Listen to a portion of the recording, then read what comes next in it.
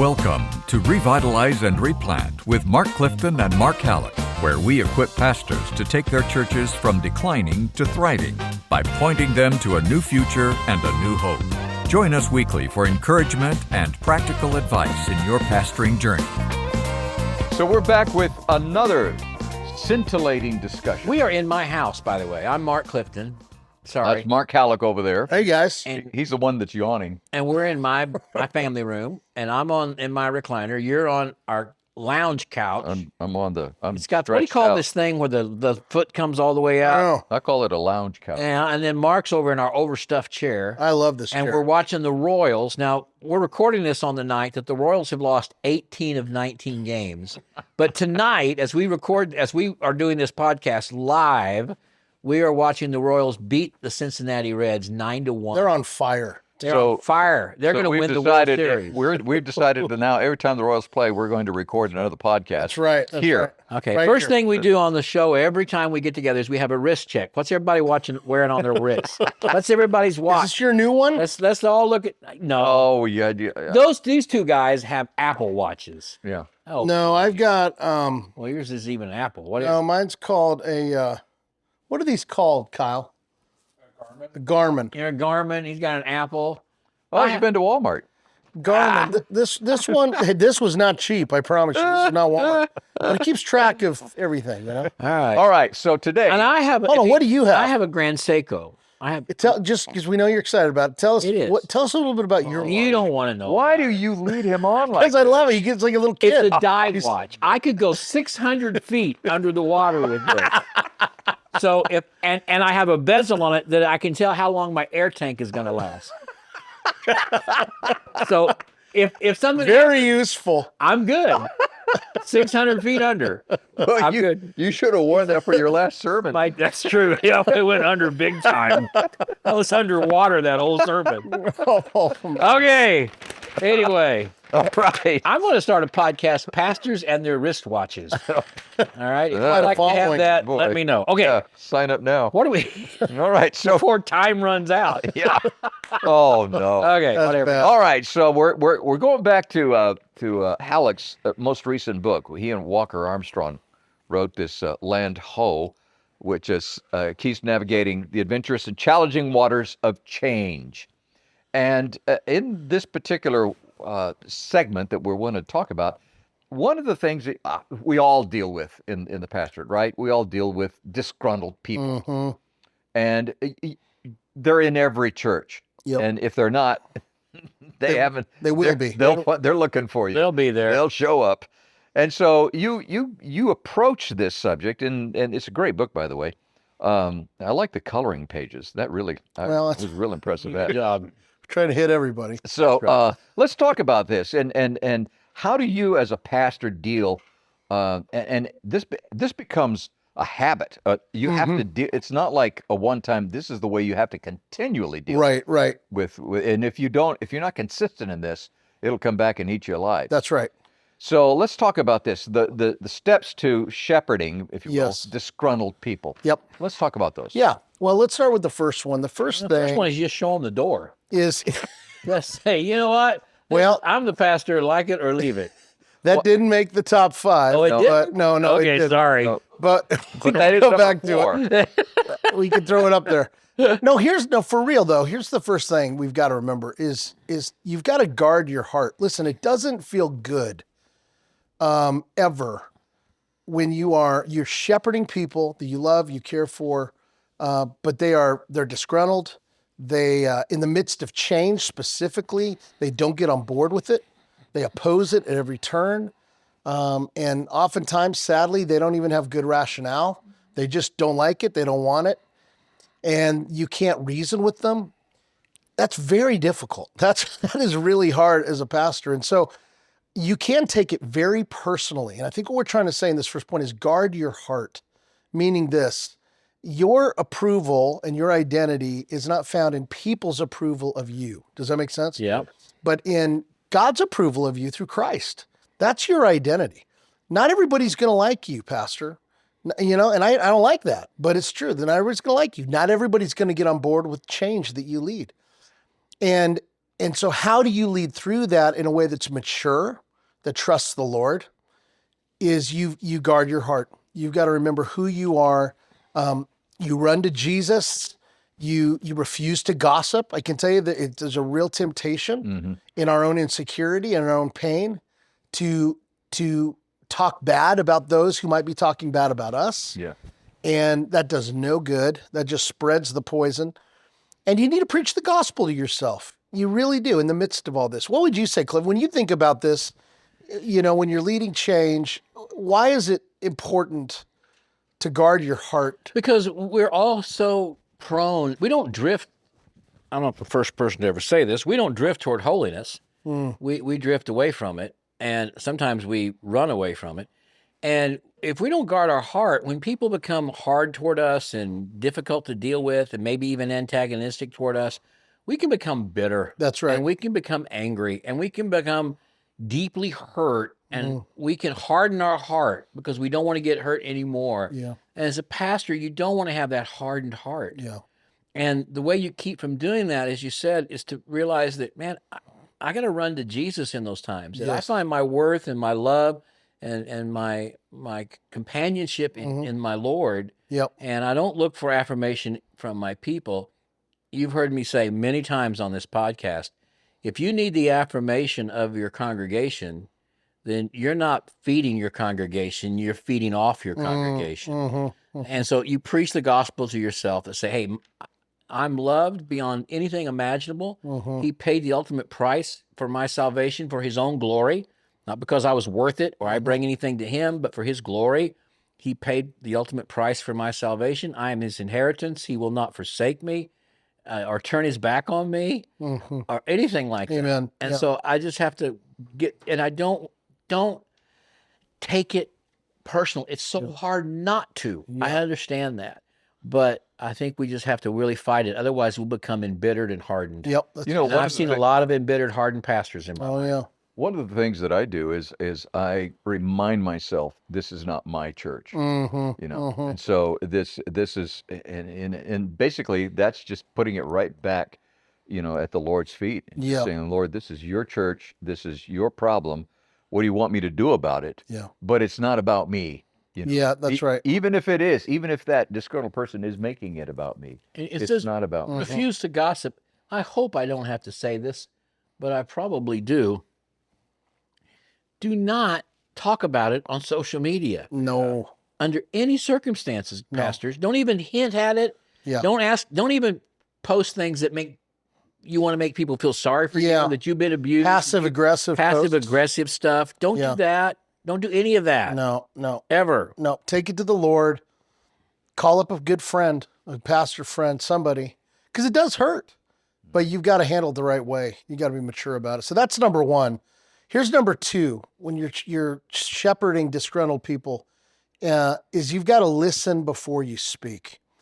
And I think there's several things to this. I think one is you need to be willing to hear their side of things, their perspective, right? Yeah, and the important part of that is that you may be misunderstanding. That's right. Where they're coming from. And you need to be humble enough to recognize that. Yeah. Maybe I'm not totally getting this. Yeah. Because sometimes you're right. We can assume we know, and then we jump to conclusions. There might be false conclusions because we don't really understand where they're coming from. And sometimes your opinion has been formed because of what other people have said. Boy, that is so true. And you have to be really careful about that. And even if you do know what they meant, and even if they have made it really clear to you, by just listening to them again shows them you value who they are, you value their feeling, you validate that. Yep. There's no real downside to that. There really isn't. To being a listener one more time. No. Now you don't want to empower them, and you don't want to feed bad behavior. I want to be careful about that. If they're going to keep telling you the same thing every day for a week, that's different. But if they've got a complaint about you, don't be afraid to say, well, tell me again exactly how that affected you and what I've done to hurt you. I really would like to know. And that does take courage. Oh, and sure. And it takes self-control. That's where, again, as we often say, we bring up Spurge a lot. Yeah. When he says, hey, when he was getting ready to go into a meeting where he was going to get blasted, and he would say, boy, if they only knew the half of it. Yeah, I'm far worse than they could ever imagine. Yeah, I know. And so when you have that attitude and you believe that truthfully, right. I often say, everything I do, I can do better. So hear their side, ask clarifying questions. In other words, how have I really hurt you? How have I disappointed you? And then affirm what you've heard. What you and then can, yeah. also you can say, would you just pray for me that I'll become a better pastor? I really want to be the best pastor the Lord can have here. And man, I need all the prayer I can get. That's I need good. all the help I can get. Number 3, speak truth in love. Yeah. And again, here that is, you've got to own your own mistakes. Oh, guys, pastors, please. People know when you're throwing other people under the bus. They know when you're throwing dust up in the air to try to hide your problems. Just acknowledge it. Yes, Man, that's I right. forgot to come to this meeting. I didn't put that on my calendar. I'm sorry. I shouldn't have done that. I apologize, and I'm going to work really hard not to do that again. Yeah. Man, I'm sorry. I forgot about that appointment. I forgot that I promised to go through with that. Listen, if you are not quick and able to quickly say, I'm sorry, Yeah, you're going to have a hard time in ministry. I know. That's the bottom line. If It you're really the one, is. if you're so defensive and you're always having, Right. dude, you're in tough. You I got to had- get ready to say you're Right. sorry a lot. I had a guy that we thought we were the best of friends, best of terms. He was very involved in the church. He was a single dad. And all of a sudden, he just turned on me. I mean, he wouldn't look me in the eye. He was just avoided me. And then I heard from several people, he'd been saying such mean things about me that I was uncaring and conceited and all this kind of stuff. And so, I confronted him on it. What's going on? And he said, well, you remember 3 weeks ago when I did have my children here? He only got his children like once a month on Sunday. I said, yeah. He said, well, you really didn't pay any attention to them at all. So they came down the hall and he just sort of said, hey, how are you? And it just hurt me that they're only here once a month and you were just so busy, and it really bothered him. And it wasn't intentional on my part. No, I sure. just said, hey guys, I didn't, but immediately what I did, because I had learned in ministry, I just said, man, that's a bad thing I did. Yeah, and sure. I am so sorry. I'm so sorry. Yeah. And you're absolutely right to feel that way. Yep. And I know what it's like. I'm sure to have the issue that you got with your children and not having them every week. And it means a lot. I said, would you forgive me for that and give me another chance? good. I promise I'll make it right. That's really how you have to do it. That's so good. Did I really do anything wrong? No. I said hi to him. Right. But, and am I feeding his... It wasn't the place to teach him a lesson at Yes, that point. yes. It wasn't going to be teachable, okay? Yeah. There might be a place later on to say, hey, maybe you overrespected too much. Or I don't know. But it seemed to me the best thing to do at that point would just to be humble and be just humble be and yes. clarify the misunderstandings, own your own mistakes, even if they aren't obvious like that one was, Right. and then point them to Jesus by simply saying, something like, hey, we're all trying to become what we need to be. We all have a lot of room to grow, and I want to be more like Christ. And I'm sure Christ would have been more attentive to those children than I was. And man, just pray for me that I'll be more So Christ-like. And thank you for the reminder of Yeah. how I need to. I'm telling you, that will go so far. It will. Well, that's a great example, because here's what we got to remember. People, fair or not, that's not the issue. They're going to have expectations of you as a pastor. Right. And sometimes it's unrealistic, Yeah. but it doesn't matter. And here's why. That's a great example. Your people, the large majority of your people, man, they really look up to you. They respect you. When you say hi to them or their kiddos, they're proud. They want their kids to know their pastor. Right. It's a big deal. And sometimes we're not even aware of it. No. We're not even aware of it. No. I could have said, dude, I acknowledged them. I said, hey. Exactly. Yeah, that's right.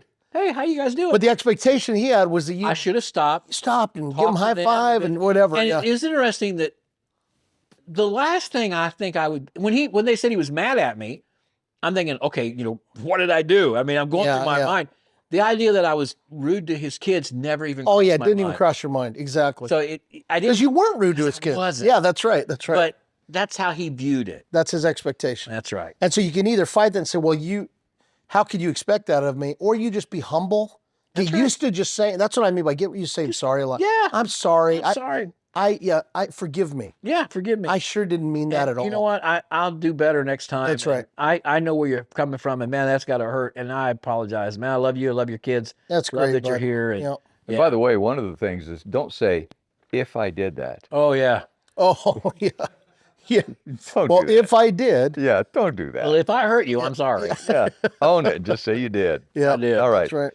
Well, then let's bring it to this, because this fourth one is a little kind of goes back to what Clifton said at the Oh, beginning. yeah. Show them the door, and yeah, I know I know the humor intended there, but sometimes, listen, they're going to leave. Yeah. Well, And that's why I put especially- this bless them if they Yeah. choose to leave. Yeah. Especially when they tell you, Pastor, we're gonna leave. You've been really hurting us, or we've been hurt, or you're not. We're just gonna leave. And you've done the best. For example, let's say that dad, and it didn't happen. He did forgive me, but let's say, for example, he didn't forgive me. And even though I went through all of that, he still talked bad about me. He was still angry, Yep. and he said, we're just gonna leave. Well, at that point, rather than begging him to stay. Yep. At that point, you might just say some really good words to them and pray for them and say, well, can I suggest a church or two that you might go to? I just want to make sure that you and your children are in church somewhere where God could use you. That's all I care about, brother. That's It's it. good. And how can I make that transition the best for you and help you? Now, the problem with that is,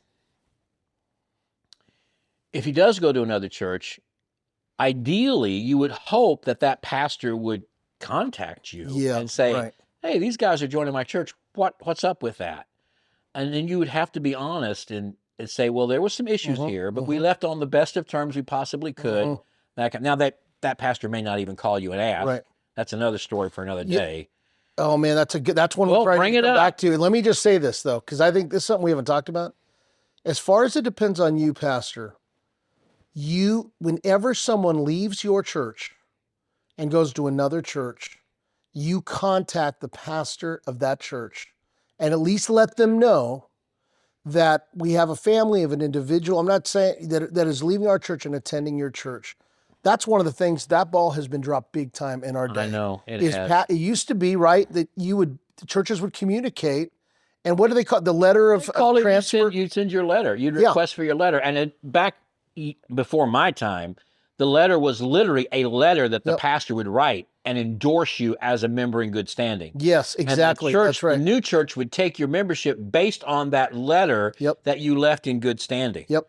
And then it just became, the letter meant, it just was acknowledgement that you were a member here and now you're no longer a member. Well, and now they don't even do that. No, yeah, and that's why I would say you do it. And well, they don't call me, and it doesn't matter. An email, a text, or a phone call, because again, that's part of the job of a shepherd. I believe in this day and age. You got to at least, in some level, communicate. Hey, we've done our due diligence. I feel like before the Lord. Otherwise, they may wander. I mean, what the hardest part for me with this, to be honest with you, aren't the people that tell you they're going to leave. It's the people who ghost you and leave, and you don't know where they went and true. what's going on. That's true. And that's where I think the even deeper hurt. I can tell you, for me, those are the deepest hurts. There's still people who won't talk to me. They left our church after years of being in the church. And this is why speak only kind words about them and protect their reputation. Yeah. I think is really important, because I can tell you, people love to gossip. I mean, that's a default. Almost like it's one of those, as Jerry Bridges would say, respectable sins. Yeah. In the church that we don't take. There's real sins, and then there's sins like that, but come on, it's not that big of a deal. And it's easy for pastors to join in on that. Yeah. And we got to be really careful to protect the reputation of those who left. When they choose to leave, bless them and try to leave. Try to have an exit interview. Bless them as much as you possibly can. I would say that if they leave by like pulling the pin out of the grenade and rolling it down the center aisle on the last Sunday, and the whole place blows up, I think, you might have an opportunity and a responsibility to tell the next pastor, you need to know how they left. Oh, yeah. And I got to tell you a great story. You ready? Sure. I love stories. The whole reason we listen to these podcasts for stories. And when you've been around like I have since 1943, you got all kinds of stories that you can share. Young pastor, and I tell you his name, you would know it. I'll tell you after the show. So he's at this church, and it's being replanted, and it's growing a little bit, and he's a very dynamic young guy. And this lady comes to the church. She'd been there like 2 Sundays in a row. And on the way out, the second Sunday or whatever, she leaves and she shakes his hand. She said, "You are such a great preacher. This is such a great church. I can't wait to join here next week." She said, and she told the church she was at, which was the closest Southern Baptist church to them. And then she just she just unloaded on the pastor they have right now and how all the bad things he does, and he doesn't preach well, and the church is dying, and he won't listen to her. And this young pastor, I mean, I wouldn't have done this when I was in my 20s, right? I'm not sure what I would have done. Probably would have said, oh, well, you know, whatever. Glad you're here. I don't know what I would have done. He said, I know I know your pastor. And he said, you need to know that when you leave here, as soon as you leave, I'm going to get on my phone. I'm going to call him. And I'm going to tell him everything you just told me about him. And you're not going to be a member of this church until you work that out with him. And boy, she was mad and angry, and of course didn't join his church. But I'm like, you know what? Yeah. I respect that. Absolutely. Absolutely. I respect that. So you can't forgive that kind of bad behavior. But again, if they're going to leave your church anyway, don't add to the problem. Yep. Don't make it worse. Don't gossip about it. Exactly. Well, you have a responsibility to protect your flock. Yeah. That's true. And so, I mean, that young pastor was protecting. He was protecting his flock. He was smart. Yep. And I'm not. That's why he succeeded in ministry, and I'm doing this piddly podcast with you in my basement. That's what the only thing is, I'm not in my mom and dad's basement. I'm in my basement. So this is my life took a wrong turn somewhere. I peaked in 1988. All right. Well, then the fifth point might fit you well, Clifton. What? Learn from this and trust the Lord moving forward. There you go. I need There it that. is. No, that is true. Yeah. Every encounter you have with people, every struggle you have in your church, it's a way the Lord has of edifying you, Yes. causing you to trust more and more in Him and less in yourself, and That's a good also helping you realize you can never look to people to be your ultimate satisfaction. Yep. You're going to always disappoint people, Yep. and people are always going to disappoint Disappoint you.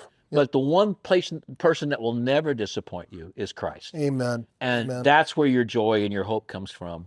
And so it teaches you to trust in the Lord, and this is so important, keep moving forward. Yeah. There you go. Look, you may have been wounded, you may have been hurt, but you have got to look forward. Paul said, you know, he makes it abundantly clear that all things, okay, I'm really lost here. You went press for the mark. There you go. Thank Yeah, you. Press the mark. Forgetting that which is behind. That's right. Yep. All I could think was not looking in the rearview mirror. Hello, what is that? The Living Bible? I don't know. I couldn't remember because it's late. It's almost midnight. All right, we're I'm great. just telling you. But yeah, forgetting those things which are behind and pressing forward. Yeah. It doesn't mean you have amnesia and you don't learn from what's behind, right. but you don't let those experiences from behind you affect how you move forward. You don't let them hold you back, I should say. Yeah. All right? That's good. So forget what's behind and do that. That's really good. That's really good, man. All right, it's good stuff. So those are five things to remember as we shepherd disgruntled folks, and we Guard your heart. Listen before you speak. Speak the truth in love. Bless them if they choose to leave, and learn from this and trust the Lord as you move forward. It happens to all of us, my brothers. Yep. It's part of what we do. And again, I say this so many times. Many times these issues are magnified in a smaller church. Yeah. The large church pastor may not have to deal with these people. There may be some buffers between him and them. But in a church of 30, 40, 50 people, these folks can upset everything. You know, Spurgeon used to say, if you run around on a steamship crossing the Atlantic, nobody will know it. But if there's three of you in a canoe on the Thames and one of you decides to get up and jump up and down, you're all turning over. Right. So in a small, I don't know exactly that's how he said it, but you know. Dude, that's good, man. I've never heard that one. Jeff Chang would not like the fact that that's not an exact quote, but he said something about a steamship and something about a small boat on the Thames. I know that. We'll go. And his point was what I just said, that you can be a lot more impactful in a small church, disruptive than in a large church. So true. Thank you, North American Mission You Board. guys are done, aren't you? Oh man, fried. Okay, well, we'll all stand all night here. We got the sleeping bags on the floor, and we're having a slumber party here. And then we'll get up first thing in the morning. We got more tomorrow. Wife's going to fix us pancakes. I'll bet you folks can't wait for the next podcast, can you? Thank you so much for joining us, and we appreciate that as we continue in part of our ministry here to help revitalize and replant churches across America. Thanks for joining us today on Revitalize and Replant with Mark Clifton and Mark Hallock. This podcast is brought to you by the North American Mission Board, where we help dying or struggling churches regain health for the glory of God and the good of their communities. If you found this podcast helpful, don't forget to subscribe on your favorite podcast platform. To learn more about becoming a Replant pastor or to explore revitalization resources for your church, subscribe to our monthly newsletter at churchreplanters.com.